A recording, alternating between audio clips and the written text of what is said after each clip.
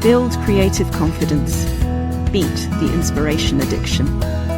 Join the Writer's Gym. Behind me is a bookshelf. Either side of that bookshelf is a wall. If I were to turn around, which I'm doing, and knock on the wall, I would be reassured of its wallness. It's there. A lot of people looking to find their voice and their time and their writing life start by saying they don't have enough time. And more often than not, the belief is the amount of time they have in their life will need to get bigger before they can give any of it to the thing that they have come to me saying they want to do. So sometimes I go and knock on one of those walls. It's because when I put time around my writing, the boundary that exists around that needs to be as real to me as to that wall. It's not going to be something that I can explain to other people or commit to if somebody says, can you do this at this time? And the answer needs to be no. I need to be able to believe in my no. And it doesn't start by having the solid feelings. It starts by committing to a behaviour. I began that after I dropped out of a truly, truly horrible copywriting job when I was 25. And part of what I was doing was fundraising for Macmillan Cancer Support in memory of a friend. And my missing my friend, my believing in the work the charity did, was there when my self-esteem and belief were not. And I made time to do the things I wanted to do for that charity in memory of my friend in a way that I would not have been capable at the time of doing for myself. And I think of that very, very often now when, for example, I'm managing my diary and it's so tempting to only see what other people need for time. But the thing is, if I do that, then I'm one of the dominoes that everybody is falling towards not being in control of their time or not being in charge of their time, of not making positive decisions. So if somebody says, when can you do this thing?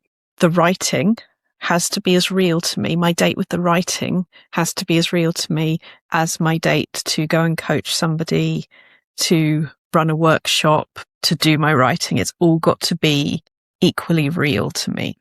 And that is not how most people feel most of the time. Setting the alarm to go to work and to arrive there and to not get paid if you don't has a reality that turning up to my desk or a coffee shop or however you do it, that doesn't seem quite as unmovable, as solid as the wall behind me in the way that a time commitment to somebody else does.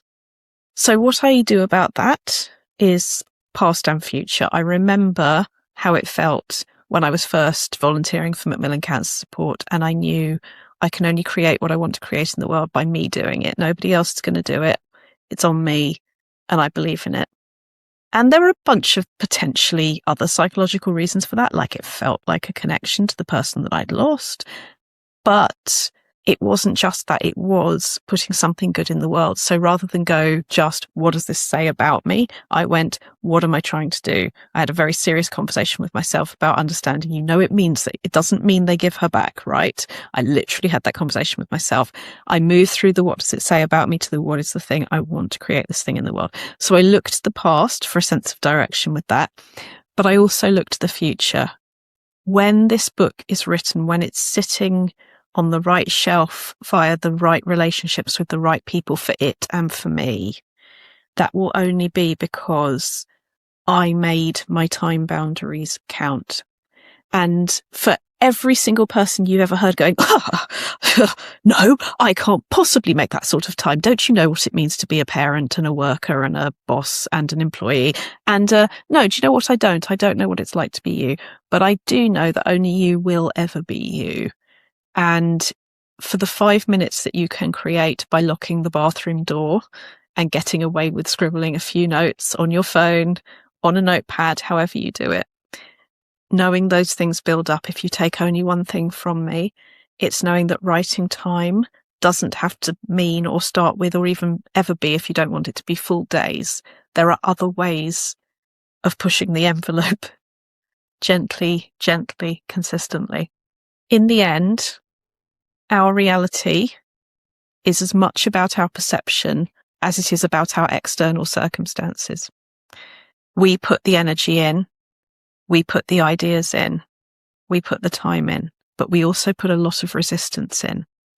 And it's the relationship between the writer self and the line manager self, making that timetable, making those boundaries, committing to them as you would commit to them in other areas of your life, that will mean that your unique voice, your unique story, the unique artist palette of memory, imagination, observations, questions about the world and your place in it, that is only ever going to exist with you, gets to come into the world, bit by bit.